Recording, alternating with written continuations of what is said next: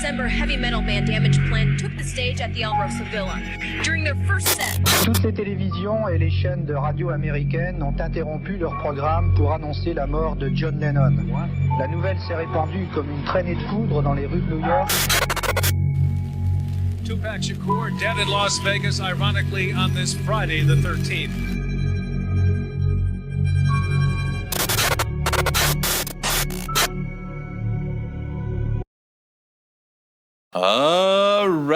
Alright. Bonsoir tout le monde, bienvenue à Du Crime.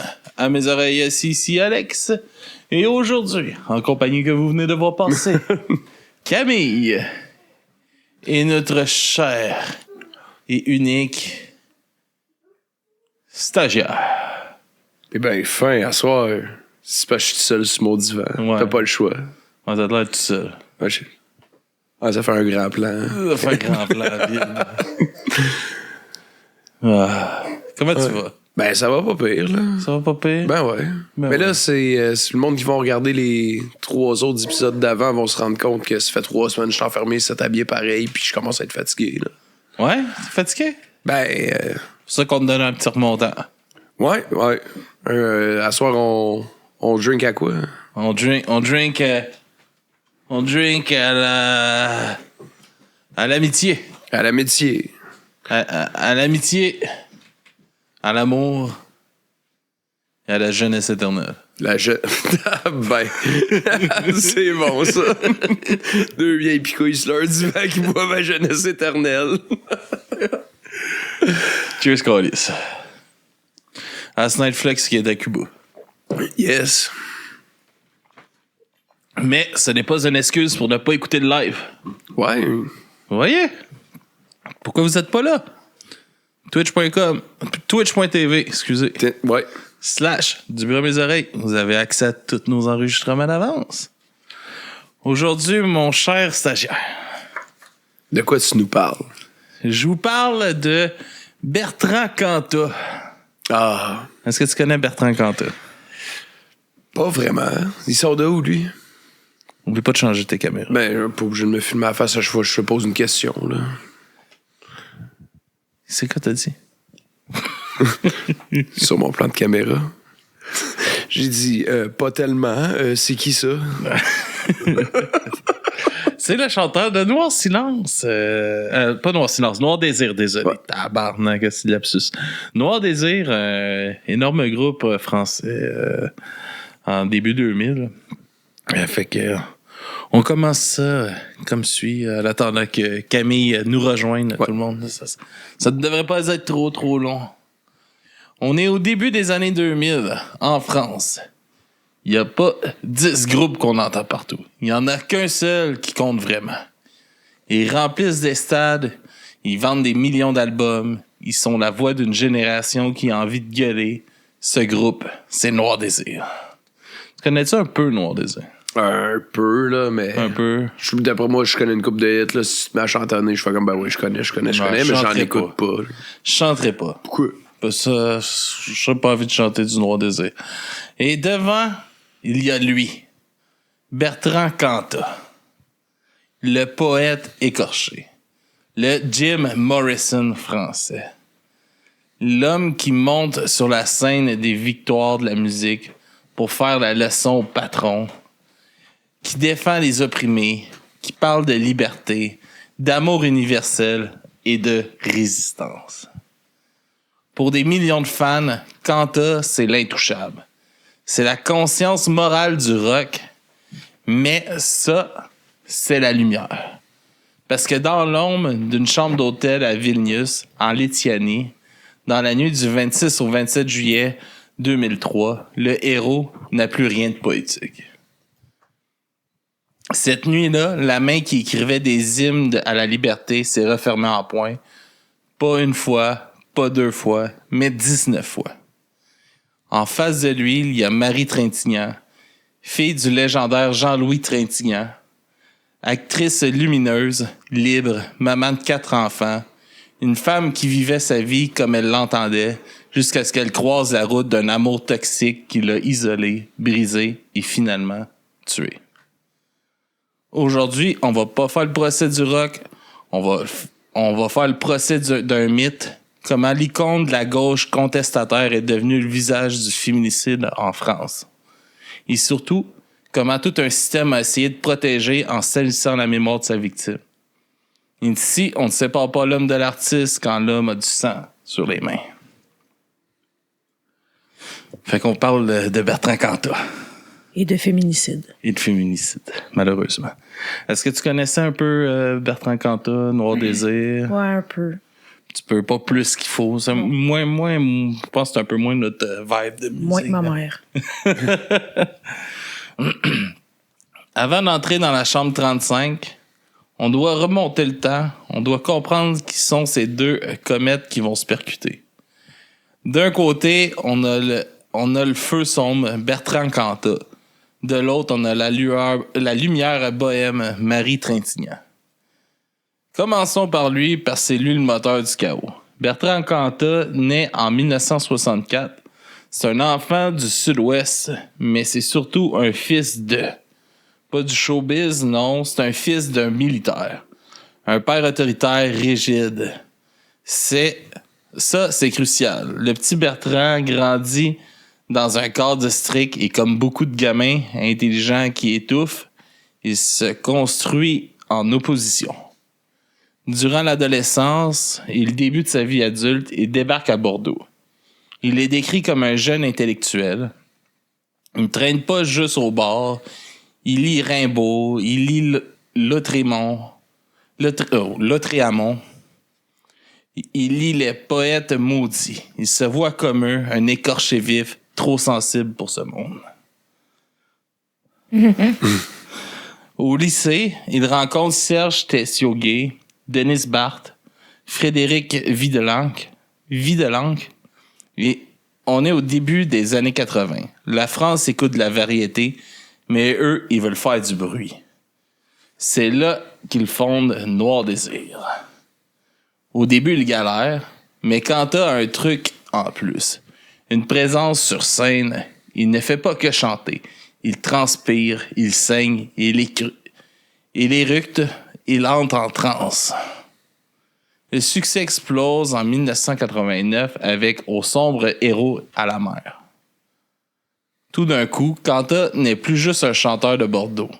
Il devient une icône. Le groupe enchaîne les chefs-d'œuvre. Tostaki en 92, 666-667 Club en 96, et enfin l'apogée absolue en 2001 avec l'album Des visages, des figures. La chanson Le vent nous portera passe en boucle partout. À ce moment-là, en 2002, Noir Désir est au sommet de l'Everest et Cantat, il a développé ce qu'on appelle le syndrome de Dieu. Wow. Est-ce que ça vous dit quelque chose, ça? C'est le syndrome de Dieu. C'est dans le DSM-5, ça. Peut-être. OK, non, mais c'est Une maladie mentale. c'est une maladie mentale. Probablement, oui. Ben, probablement, là, c'est C'est un trouble. Ouais, en tout cas, un esti de trouble, là, c'est quand tu penses que t'es au-dessus de tout, là, tout le temps, là, dans le fond. Là. Tout le monde lui dit qu'il est génial. Tout le monde lui dit qu'il a raison. Il boit beaucoup. L'alcool est son carburant constant. Il y a des rumeurs de drogue, comme la coke, l'héroïne, par période. Mais c'est surtout l'alcool qui le rend imprévisible. Il a besoin de contrôle. Il est le leader incontesté. Personne ne lui dit non. Et puis, il y a Marie Trintignant. Elle, c'est l'inverse. Elle ne s'est pas construite contre sa famille, elle s'est construite dedans. C'est la fille de Jean-Louis Trintignant, monstre sacré du cinéma, et de la réalisatrice Nadine Trintignant. Marie grandit sur les plateaux de tournage. Elle est timide, un peu gauche, mais elle a un sourire qui désarme tout le monde. C'est une femme libre, une vraie. Pas une liberté revendiquée dans des micros comme Cantat, mais une liberté vécue. À 40 ans, elle a 4 enfants de 4 pères différents. Il y a Romane qu'elle a eu avec Richard Kolinka, le batteur du groupe Téléphone. Il y a Paul, le fils de l'acteur François Cluzet. Il y a Léon, né de son amour avec le technicien Mathias Otten-Girard, et le petit dernier, Jules, qu'elle a eu avec l'écrivain et le réalisateur Samuel Benchetrit. Ça raconte quoi, ça? Ça raconte qu'elle suit son cœur. Elle ne reste pas pour les convictions. Elle aime, elle fait un enfant, et si l'amour n'est plus, elle part. Mais attention, elle garde des liens très forts avec toutes ses ex. C'est le clan Trintignant. Une tribu soudée, bien vaillante, où tout le monde se parle. Fait que c'est pas une esti de chaos. C'est pas mettons, nécessairement des relations qui ont mal fini ou tout ça. C'est juste l'amour est plus là, puis on passe à autre chose. On arrête avant que ça soit de la merde. Exact. Faire ça sain.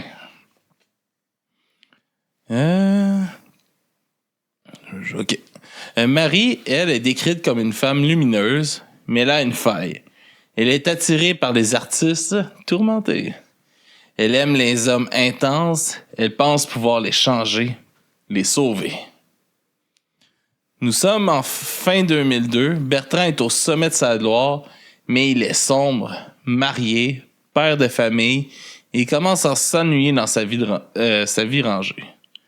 Marie est rayonnante, mais elle cherche toujours son petit bonheur dans l'amour.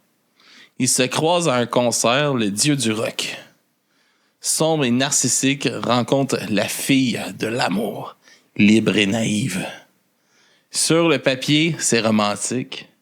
Dans la réalité, c'est le scénario parfait pour une catastrophe. Tu lis mon texte, toi? Non, je te jure que non. C'est juste, je te file, j'écoute. Excusez. Car Quentin ne supporte pas le partage. Et Marie, avec ses 4 enfants, ses ex-maris omniprésents et sa famille fusionnelle, est l'incarnation du partage. Il va vouloir la posséder tout entière. Le début de leur relation est clandestine. Marie est encore avec Samuel. Bertrand est avec Christina Randy, qui vient tout juste d'accoucher de leur 2e enfant, une petite fille née en septembre. Le contexte est déjà lourd, mensonge, culpabilité, adrénaline de l'interdit. Pendant 6 mois, c'est l'intensité absolue. Ils s'échangent des lettres enflammées, ils se voient dans des hôtels, c'est beau, peut-être, mais très vite, les proches de Marie remarquent un glissement. Les premiers symptômes, c'est le téléphone. Quentin instaure une surveillance numérique permanente. Ce n'est pas juste de la jalousie, c'est du marquage de territoire. Quand ils ne sont pas ensemble, ils s'appellent 10, 15, 20 fois par jour. Des témoins rencontreront plus tard que si Marie ne répondait pas dans les 15 minutes, Quentin entrait dans une angoisse qui se transformait immédiatement en agressivité. Besoin de contrôler. T'es où, tabarnak? C'est loser. Il lui demande de justifier chaque instant. T'es où? T'es avec qui? Pourquoi tu ris? Marie, amoureuse, interprète ça comme une preuve d'amour immense. Il m'aime tellement qu'il ne peut pas vivre sans moi. C'est le piège classique de l'emprise. Déguiser le contrôle en passion. Ensuite vient l'isolement. Marie, on le dit, c'est une femme de clan. Sa maison est toujours ouverte, mais petit à petit, le vide se fait autour d'elle. La chanteuse Lio, qui est une amie très proche de Marie, a raconté des choses troublantes quelques mois avant le drame. Elle croise Marie et ne la reconnaît plus. Marie, d'habitude si libre, si naturelle, porte des vêtements amples, elle se cache, elle a maigri, elle semble éteinte. Lio raconte qu'un jour, lors d'une répétition ou d'un dîner, elle voit Marie repousser un geste affectueux, comme si elle avait peur. Elle dira plus tard, Marie était devenue l'ombre d'elle-même. Elle était sous contrôle. Quentin ne supportait pas le clan Trintignant. Il ne supporte pas que Marie ait gardé des bonnes relations avec ses ex-maris. Pour lui, ce n'est pas de la modernité, c'est de la trahison. Il lui répète qu'elle doit choisir, que l'amour vrai, c'est l'exclusivité totale. Il commence à faire le tri dans ses amis. Il l'éloigne de sa base de sécurité. Un gros classique, hein? Écoutez, là, si jamais vous avez... vous remarquez, là, c'est une histoire qu'on parle, là. Je vais revenir là-dessus à la fin, mais ça arrive partout, ça. Et que si vous avez des proches, là, sonnez des petites cloches, des fois. Il y a des ruptures, oui, et c'est crucial pour comprendre la tension de Vilnius. Au printemps 2003, la situation est intenable. Christina Radi, la femme de Kanta, découvre la liaison, puis c'est le chaos. Kanta quitte le domicile conjugal, puis revient, puis repart. Il est torturé. Il menace de suicider s'il perd Marie. Il exerce un chantage affectif permanent sur les deux femmes. Hein? Non, faut que tout le monde soit après lui, là. Il y a cette anecdote terrible rapportée par l'entourage. Un jour, une dispute éclate parce que Marie veut aller voir son fils. Kanta lui fait une scène, il veut être le centre unique de son monde. Marie commence à avoir peur. Elle confie à sa mère, Nadine, que Bertrand est très possessif, très jaloux, mais elle ajoute toujours « Mais il est tellement malheureux. Je dois l'aider. » C'est le syndrome de l'héroïne. Elle pense qu'elle seule peut sauver ce monstre. Syndrome de Mère Teresa. Épouvantable. C'est tout le contrôle psychologique qui exerce sur... pour y faire penser que c'est elle. Oh non, c'est tellement... Il m'aime tellement que de faire penser que c'est normal, un comportement comme ça, là, c'est... Mais c'est le sentiment de culpabilité aussi qui embarque là-dedans. Tu te renfermes, tu sais plus où aller. Justement, t'en as plus de filet de sécurité. Physiquement, il y a des signes. Des proches ont évoqué des bleus, des accidents. Marie porte des lunettes noires plus souvent. Elle met des cols roulés. Mais personne ne veut vraiment voir. C'est Noir Désir, c'est Marie Trintignant, ce sont des artistes. Ils vivent fort, non? L'enquête montrera plus tard que Kanta consommait un cocktail dangereux d'antidépresseurs, alcool et parfois drogue. Ce mélange désinhibe la violence. Quand elle boit, le gentleman altermondialiste disparaît et devient colérique. Il casse des objets, il hurle. Juillet 2003. Le tournage de Colette en Lituanie. C'est censé être un moment de travail pour Marie. Mais Kanta s'impose. Il la rejoint. Excusez. Pourquoi? Parce qu'il ne supporte pas qu'elle soit loin de lui pendant 2 mois. Et surtout parce qu'il sait qu'elle, là-bas, libre, entourée de son équipe, est peut-être heureuse sans lui. Quand elle arrive à Vilnius, il n'est pas là en touriste. Il est là et est venu surveiller ce qu'il dit, lui, appartenir. Il ne sort presque pas de l'hôtel. Il l'attend, il boude, il rumine. Pendant que Marie tourne des scènes où elle incarne Colette, qui est ironiquement une femme libre, féministe avant l'heure, et elle, Marie, rentre le soir, retrouve un homme qui veut l'enfermer. Ça a dû être l'enfer, ce tournage-là. Épouvantable, hein? Ouais. Tu joues comme complètement le contraire de ce que tu vis, là. Ben, juste la lourdeur de tout ça, là. Tu sais, à part, il faut qu'elle fasse son chiffre, mais c'est sûr, elle pense pas à... Ça doit être dur de se concentrer et jouer quelque chose, là. Ah, et puis, tu sais, toute l'individualité en toi aussi, là, à travers tout ça, là. La collision entre le rôle qu'elle joue, la liberté, la vie qu'elle subit, la prison amoureuse, est totale. Le piège est refermé. Il ne reste plus qu'à attendre l'explosion. Samedi 26 juillet 2003. Il est 23h30. Marie et Bertrand rentrent au Domina Plaza de Vilnius. Ils montent dans la suite numéro 35. L'ambiance est électrique.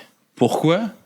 Parce que Marie a reçu un fameux message de son ex-mari, Samuel. Le petit message était « ma petite Janice. Parce que je vous rappelle que Marie elle a joué le rôle de Janis Joplin. Pour nous, c'est de la tendresse. Pour Kanta, qui a bu vodka, vin et pris des antidépresseurs, c'est une déclaration de guerre. Il entre, la porte se ferme et le huis clos commence. Selon Kanta, la dispute éclate tout de suite. Il lui reproche le message, il lui reproche d'être trop libre. Marie, épuisée par des mois de jalousie, ne se laisse pas faire. Elle lui tient tête, elle lui dit peut-être ses 4 vérités, et là, la digue cède. Ce n'est pas une dispute qui dérape, c'est un déferlement. Bertrand Cantat se jette sur Marie, il la projette au sol, il la frappe, il dira plus tard aux enquêteurs « Je suis entré dans une colère noire, j'ai donné des claques et pas des petites baffes, des grandes baffes avec mes bagues. » Mais l'autopsie racontera une autre histoire, une histoire beaucoup plus sombre. Marie a reçu 19 coups, 19 impacts. La majorité au visage et à la tête. Son nez est écrasé. Les nerfs optiques sont éclatés. Elle a des lésions de défense sur les bras. Les médecins légistes compareront ses blessures à celles d'un accident de voiture ou d'un boxeur qui s'est acharné. On ne parle pas de chiffres, on parle de coups de poing. On parle de secousses violentes, comme pour un bébé secoué, qui on a fait cogner son cerveau contre sa boîte crânienne. Fait que ça a brassé. Pour des, rough, là. Pour des claques. Hein. Lui donner des baffes. Minuit passé, le cam revient. Un cam de mort. Marie est inanimée. Elle ne bouge plus. Elle saigne. Bertrand la porte jusqu'au lit. Il la déshabille partiellement. Il lui passe de l'eau sur le visage. Elle ne se réveille pas. C'est là, précisément, là que le crime change de nature. Si t'aimes quelqu'un qui ne se réveille pas après un choc, tu fais quoi? Tu paniques, t'appelles le 911, l'accueil de l'hôtel, tu hurles à l'aide. Quentin, lui, non. Il appelle Samuel, qui lui est à Paris. L'ex-mari, pour vous le rappeler, c'est celui par qui le scandale est arrivé. Il est environ 1h30 du matin. Il lui dit « On s'est engueulé, je l'ai un peu bousculé, mais là, elle dort, t'inquiète pas. » Il minimise, il ment, il prépare déjà sa défense. Les heures passent, 2 heures, 3 heures. Marie est dans le coma. Son cerveau est en train de s'inonder de sang. Chaque minute compte pour la sauver. Mais Quentin ne fait rien. Il erre dans la chambre. Vers 4 heures du matin, Vincent Trintignant, le frère de Marie, qui loge dans le même hôtel, s'inquiète. Il descend, il frappe à la porte de la chambre 35. Quentin ouvre. Il est agité. Vincent voit sa sœur sur le lit. Il voit des bosses, du sang séché, mais Quentin le bloque psychologiquement. Chut, la réveille-la pas. Elle a besoin de dormir. Elle a pris des médicaments. Il rassure le frère et il le manipule. Vincent, qui ne peut pas imaginer l'horreur, le croit et repart.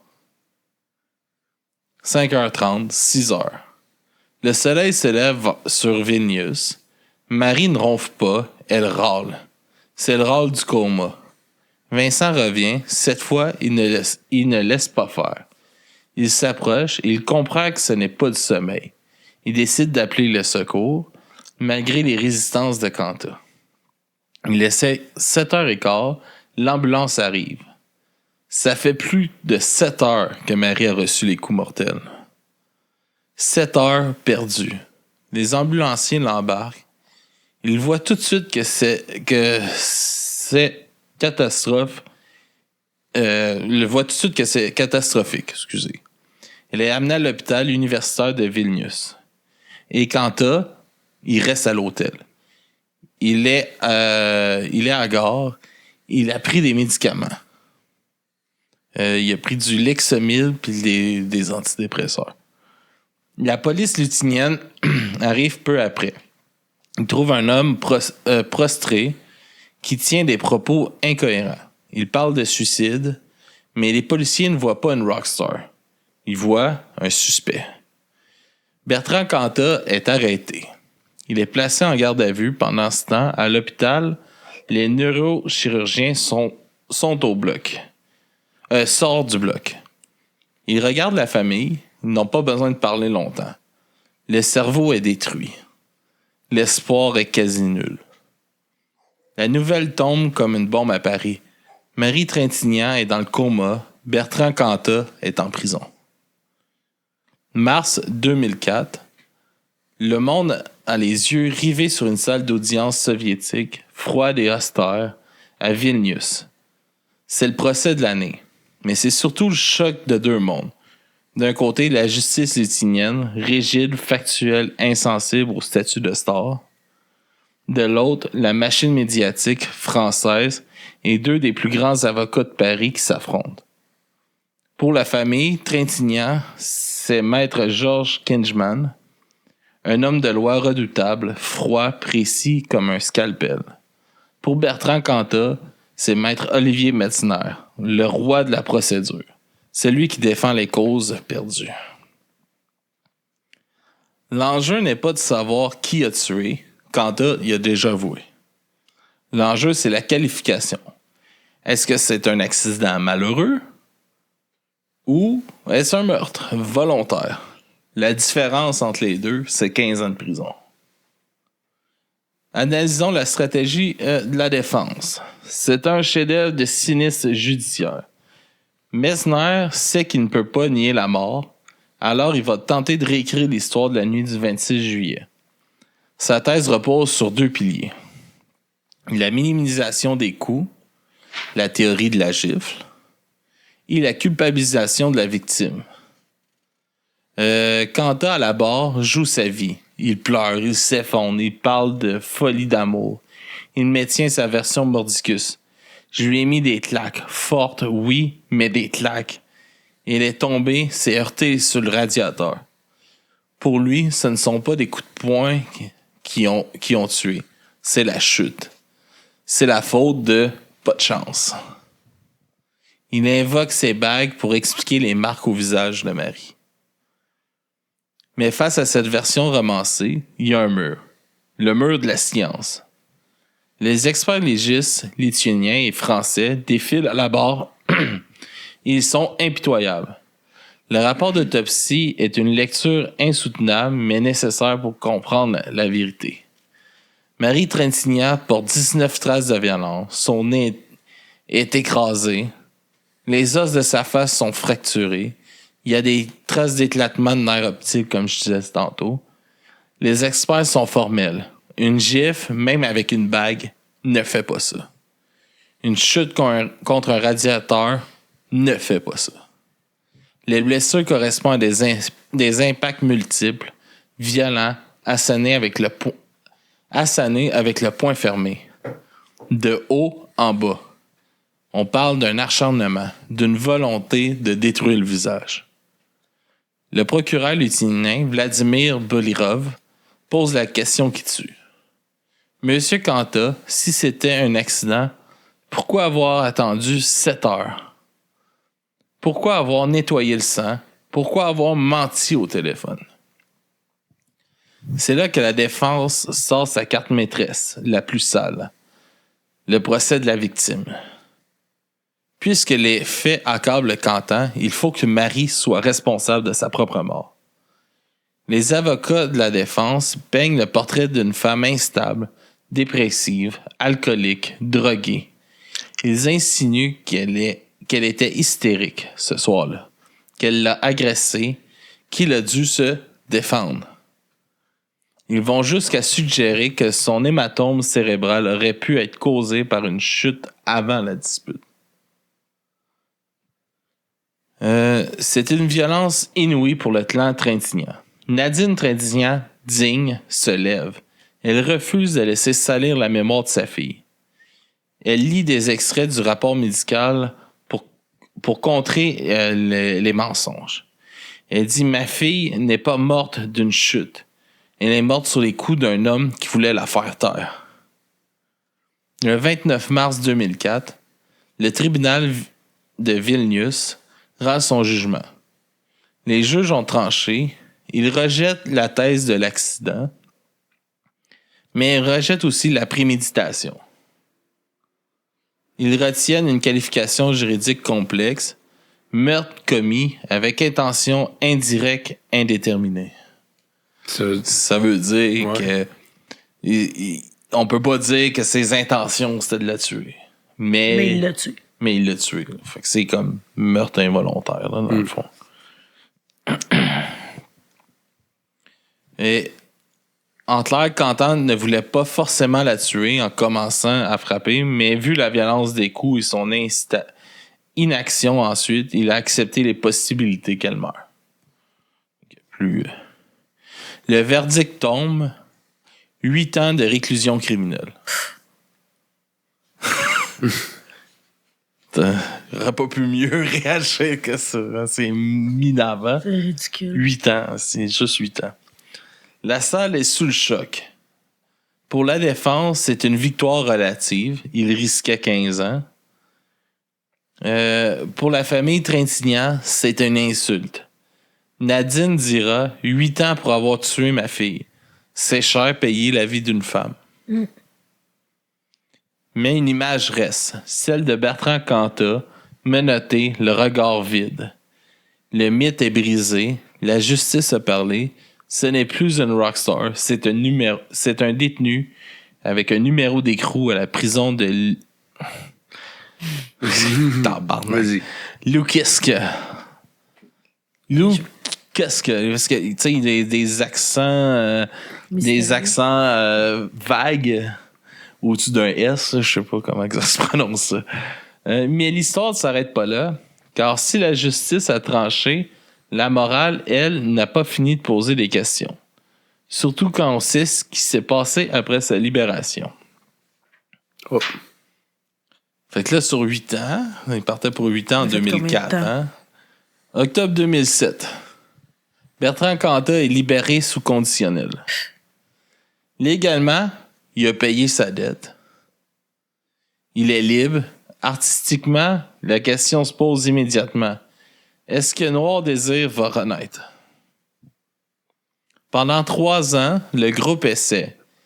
Ils répètent en secret. Ils sortent même 2 titres gratuits sur Internet en 2008. Mais en coulisses, l'air est irrespirable. Le groupe n'est plus une gang d'amis, c'est un champ de mine émotionnel. Le 29 novembre 2010, le couperet tombe. Ce n'est pas Cantat qui part, c'est Serge Tessio Gay. Le guitariste, l'ami d'enfance, l'âme musicale du groupe. Son communiqué de presse est d'une violence froide et chirurgicale. Il ne parle pas de musique, il ne parle pas de morale. Il annonce qu'il quitte le groupe pour cause de, je cite, désaccords émotionnels, humains et musicaux. Il cite une indécence qu'il ronge. Le mot est lâché, indécence. Serge ne peut plus cautionner. Il ne peut plus monter sur scène et jouer des hymnes à la justice sociale aux côtés d'un homme qui a tué sa compagne et dont l'ex-femme, Christina Radi, vient de se suicider dans des conditions troubles. Le lendemain, Dennis Barth, le batteur, officialise la fin de Noir Désir et Noir Désir est mort. Tué non par le manque d'inspiration, mais par l'impossibilité morale de continuer. Mais l'ego de Cantat, lui, est bien vivant. Il tente une carrière solo, le projet Détroit en 2013, puis sous son propre nom en 2017. Il veut pas lâcher le morceau. Au début, ça marche, les salles sont pleines, il y a une forme de curiosité morbide et une base de femmes inconditionnelle qui sépare l'homme de l'œuvre. Mais en 2017-2018, c'est le point de bascule. Le monde change, l'affaire Weinstein éclate. Le mouvement #MeToo libère la parole. La société ne tolère plus l'impunité des puissants et là, Kanta commet l'erreur fatale. La provocation est volontaire. Il fait la une du magazine Les Inrecuptibles. Incorruptible. Inrecuptibles. C'est un jeu de mots avec rock. Ouais. On le voit en pleine page, regard sombre, starifié. C'était l'étincelle. Partout en France, devant chaque salle de concert où il doit jouer, des collectifs féministes s'organisent. Ce ne sont plus des fans qui font la queue, ce sont des femmes qui brandissent des photos de Marie Trintignant. Les slogans sont durs. Pas d'honneur pour les tueurs. Les festivaliers sont interpellés. Vous allez applaudir un meurtrier? La pression devient intenable. Les festivals annulent sa venue sous la pression du public et des autres artistes qui refusent de partager la scène avec lui. Il doit annuler ses dernières dates à l'Olympia. Ce n'est pas de la censure. Ce n'est pas la censure de la justice, c'est la censure du réel. La société lui dit, tu as le droit d'être libre, mais tu n'as plus le droit à notre lumière. Alors, que reste-t-il de l'affaire Kanta? C'est l'histoire d'une chute vertigineuse, l'histoire d'un homme qui se croyait au-dessus des lois et de la gravité morale. On a souvent dit, on doit séparer l'homme de l'artiste. Moi, je suis pas d'accord avec ça. Mais quand l'artiste chante la liberté et que l'homme tue celle qu'il prétend aimer, la séparation devient impossible. Le mensonge est trop gros. Marie Trintignant n'est plus juste la victime de Kanta. Elle était une mère, une actrice, une femme libre qui refusait d'appartenir à qui que ce soit. C'est sa mémoire à elle qui doit occuper l'espace, pas les tentatives de retour de son bourreau. Aujourd'hui, Noir Désir s'écoute, si vous en écoutez, avec un goût de cendre dans la bouche. Et c'est peut-être ça la vraie condamnation. L'oubli progressif de la musique, remplacé par le souvenir indélébile des coups. Avant de se quitter, un message un peu plus important. Ce qu'on raconte aujourd'hui, l'emprise, la jalousie, l'isolement, les coups, c'est pas du cinéma. Ça arrive tous les jours, puis peut-être chez vos voisins, peut-être même chez vous. Si t'es au Québec et que tu vis de la violence conjugale, ou si t'as peur pour une proche, t'es pas seul, il y a des gens pour t'écouter 24 heures sur 24, puis ça sans jugement. Tu peux appeler SOS Violence Conjugale au 1-800-363-9010. 1-800-363-9010. Sur ça, c'était du crime à mes oreilles. Bravo. Gros épisode. Merci. Gros épisode. Gros épisode sur un enculé. Arrêtez de séparer l'artiste de l'œuvre. C'est la même personne. Right. Bonne soirée tout le monde. On se dit à la prochaine. Et ceux qui sont sur Twitch, on vous revient pour un dernier épisode des découvertes musicales. À tout de suite tout le monde.